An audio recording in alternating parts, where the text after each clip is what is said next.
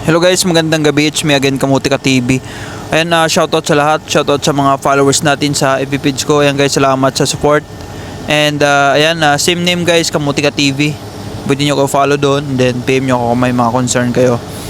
And ayan, sa mga hindi pa nakapag-subscribe guys dito sa YouTube channel ko, ayan, subscribe nyo na ako. And libre naman yan. Joke lang. And guys, okay lang hindi ka mag-subscribe.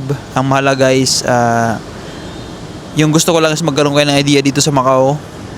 And para pagpunta nyo dito is alam nyo nang gagawin nyo. Check nyo guys yung playlist ko. Playlist ko dito sa YouTube. Para hindi na kayo maghanap kung anong mga gusto maghanap ng bahay. Meron tayo dyan sa playlist ko. Mga location ng agency dito sa Macau pag nandito na kayo. And nandyan yan, mga mag-a-apply, extend visa. Ayan, nandyan na yan sa playlist na to. Dito sa YouTube na to guys. And kailangan nyo guys ng idea dito sa Macau. Para in case na pagpunta nyo dito is alam nyo na gagawin nyo. Yun yung pinaka-importante doon. Kaya gusto ko kayo manood sa mga vlog ko para alam nyo yung gagawin nyo pagdating nyo dito sa Macau. At mag-ingat kayo dito sa Macau guys. Sa panahon ngayon is ang dami ng mga nangyayari na maganda. Mga scam dito. Mga kapwa Pilipino din yung nambibiktima. Yung binibiktima nila is kapwa Pilipino din. Kaya ingat-ingat sa mga kapwa natin dito, Pilipino. Pagdating sa mga trabaho na mga pangakuan ka and hihingin ng ganitong amount guys, wag kayong magano. Yung maganda guys is magsarili na lang kayo. Kaya nyo naman, alam ko kaya nyo, wala lang kayong lakas ng loob, diba? Kaya guys, yung message ko lang lagi is lakasan yung loob nyo. Dapat tiyaga, sipag at dasal. Siyempre yun yung pinakamahalaga dito sa Macau. Kasi kung wala ka sa tatlo na yan, hindi mo dala-dala yan araw-araw, wala mangyayari. Totoo yan. Dito sa Macau guys, mabilis ka lang makahanap ng trabaho kung masipag ka, diba? Parehas lang yan sa Pilipinas ka, nandito ka man sa Macau. Kung hindi ka rin sa Pilipinas magsisipag, wala din mangyayari, diba? Ganun. Kaya binibigyan ko kayo guys ng mga tips. Kasi yun yung mga ginagawa ko nung naghahanap ako ng trabaho. Kasi hindi naman ako dito dumating sa Macau na may trabaho na, diba? Yung iba kasi galing Icon Solution, doon sila nag-apply sa Pilipinas, Icon Solution. Yun ang legit pa Macau. Nag-apply sila doon, pagdating nila dito may trabaho na. Ay ako guys, nag-tour lang ako dito tapos naghanap ng trabaho. Yung mga sinishare ko sa mga vlog ko is based on sa experience ko. Ano bang pinagagawa ko dito, paano ba ako naghanap ng trabaho, ano bang magandang gawin. Ayan guys, based on sa experience ko, lahat ng mga sinishare ko. Siyempre nawalan ako ng trabaho. Tapos nung nawalan akong trabaho, nag-apply ulit ako. Ganun lang. Pag nawalan akong trabaho, apply. Tapos nawalan naman trabaho, apply. Ganun lang. Paulit-ulit lang yan. Oh. Paulit-ulit lang. Siyempre hindi ako takot mawalan ng trabaho. Kasi alam ko na diskarte dito. Kung alam mo ng diskarte, hindi ka naman matatakot mawalan ng trabaho. Ganun lang. Tsaka hindi ka naman dapat matakot eh. Di ba? Dapat malakas loob mo, makapal mukha mo dito sa Macau. Kasi pag pahiya ka dito, hindi uso yan guys. Wala kang ibang aasahan dito sa Macau kundi sarili mo. Huwag kang umasa sa ibang tao. Sarili mo lang yung asahan mo. Lagi mong iisipin, lagi mo itatak sa utak mo, kung hindi ako gagawa ng paraan, kung hindi ako magsisipag, hindi ako magtsatsaga, hindi ako magdarasal, hindi ako makakahanap ng trabaho dito guys. Yung iba dito, isi-share ko lang yung iba dito na naghahanap, wala talaga, wala nangyari. Naubos na isang buwan, 2 buwan, wala pa rin. Kasi nga, wala silang ginagawa. Umaasa lang sila dyan sa mga post, mga scammer nandyan guys. Umaasa sila sa ibang tao. Pwede naman sila gumawa. Nagbibigay ako ng tips, so ganito gawin nyo. Pasok ka sa mga agency, katok ka doon, kasi sarado yan. Pasok ka, baka hindi pwede guys. Yung mga baka-baka na yan is hindi pwede yan dito. Kung puro ka baka sa isang buwan na baka hindi ka talaga makahanap, di ba?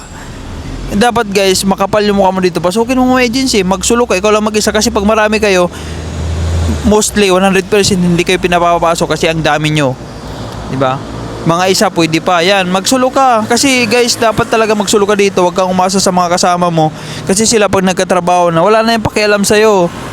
Diba? Bakit ka pa pag-aksaya nilang panahon may trabaho na sila, diba? Kaya wag niyong asahan, kung hindi sila alis ka, mag-apply ka sarili mo. Kaya nga guys, may mga upload ako dito sa YouTube na mga location ng mga agency dito sa Macau para in case na kayo lang mag-isa, kaya nyo, hindi nyo na kailangan ng ibang tao. Meron na dyan mga Siyempre sa una mahirapan ka talaga kasi di mo pa kabisado dito sa Macau. Pero pag araw-araw mo na ginagawa yung makabisado mo na yun.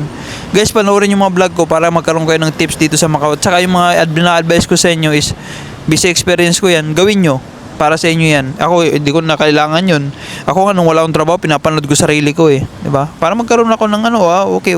Alam ko na gagawin ko. Ganon. Kasi minsan, kailangan natin ng refreshing. Diba? Kailangan natin i-refresh yung utak natin. Ganon lang. Ayan guys, for today's video, ayan, dami ko nang sinabi pero totoo yan guys. For today's video, marami kasi PPM sa akin, maraming gusto lumipat, maraming nagko-comment na galing Saudi to Macau. Yan guys, pag galing kayong Saudi, Middle East, siyempre cross country. Yung mga cross country na yan guys, is wala nang problema yan. Hindi mo na kailangan ng hotel booking, hindi mo na kailangan ng show money, hindi na kailangan yun. Basta punta ka na lang sa Macau, may ticket ka, yun na yun. Yung ibig ko sabihin na kailangan pa ng hotel booking, kailangan pa ng mga show money, sa Pilipinas yan. Pilipinas to Macau.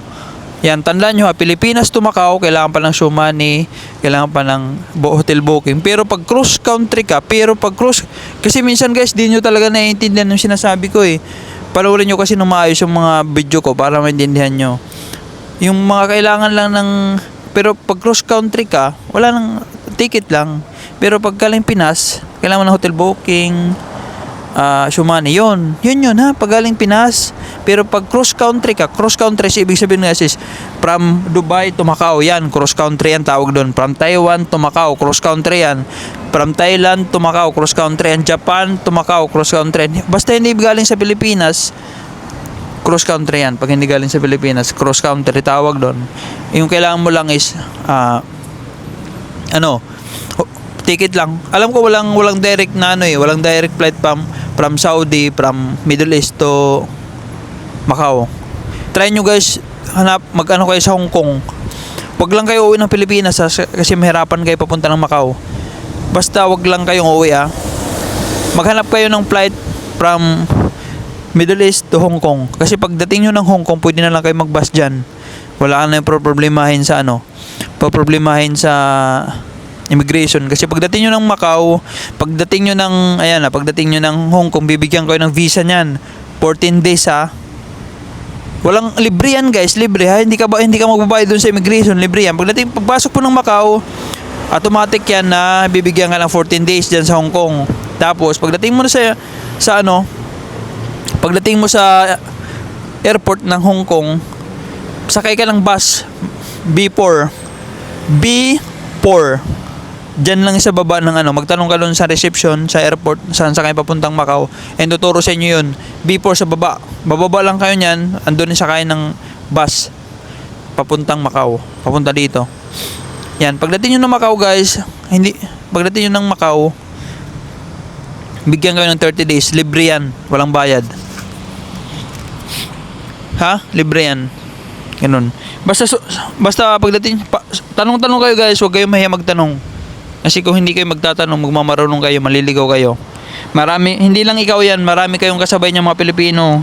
Lagi yan, oras-oras may kasabay ka ng Pilipino. Imposible na wala kang makasabay na Pilipino pag papunta ka ng Macau. Ang daming Pilipino dyan. Macau, araw-araw mayroon.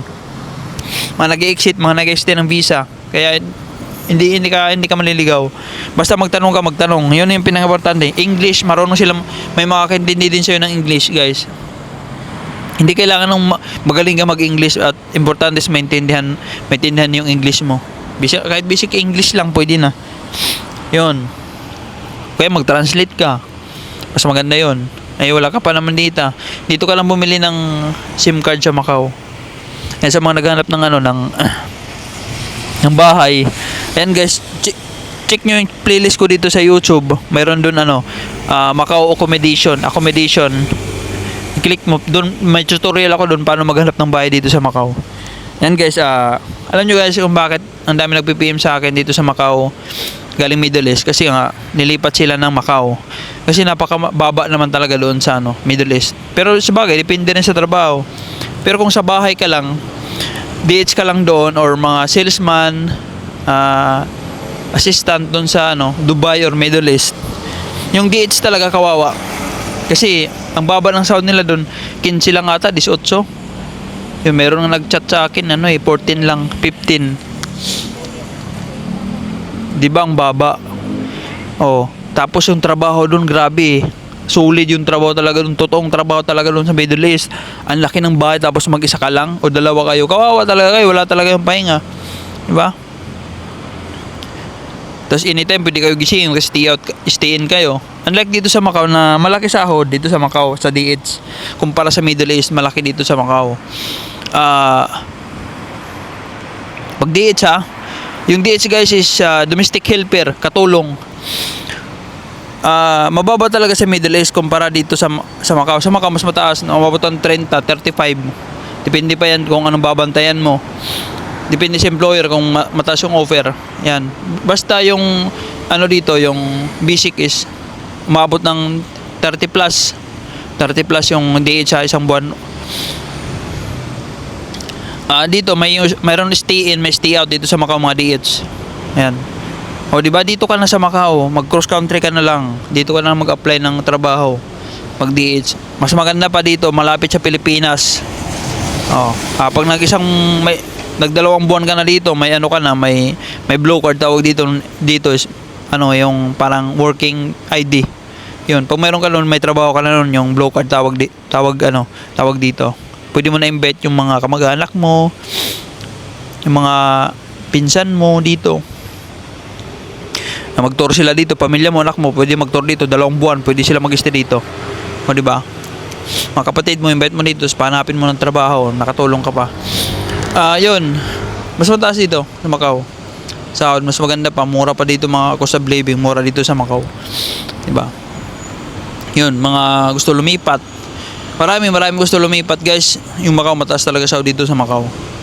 Malapit lang and pag dito ka, huwag ka lang mag-alala sa mga requirements. Kasi requirements dito, guys, is passport lang. Pag may nalagang passport, pwede ka na magtrabaho dito.